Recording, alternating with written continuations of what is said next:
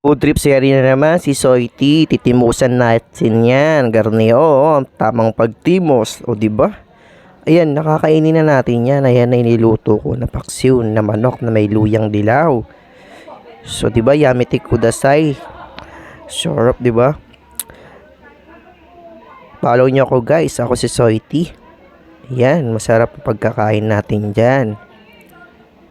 Kakainin natin yung sili dyan. Basta Bicolano, Uragon.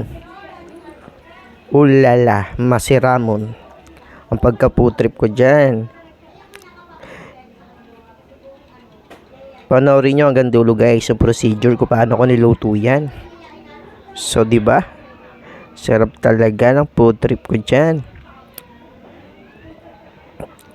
Oh, thank you, Lord.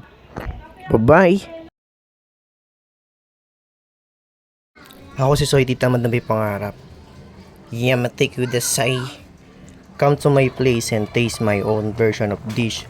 Chicken sour with turmeric paksiw na manok na may luyang dilaw. O diba, sarap ng food trip ni Soity.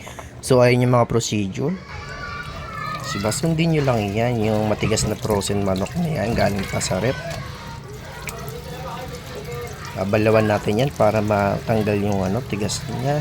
So ayun yung mga aromatics. Ko na babanggitin yung binabad nating suka na almost 1 week na. So ayan na yung manok,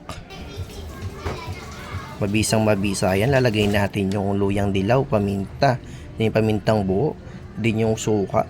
Ilalagay natin yan, uubusin ko yan para malasang malasa talaga ang food trip ni Soity. So follow my video, guys, and support me. Ako si Soity, napakabisa talaga yan. Nilagyan ko na rin yan ng sili para maanghang ang pagka-food trip. So, diba? So, ayan, paluto na yan. Pag mamantikaan natin yan, masarap yung tuyo, yung nagmamantika. O, diba? Yan, malapit na yan maluto, nagmamantikaan na. O, sarap.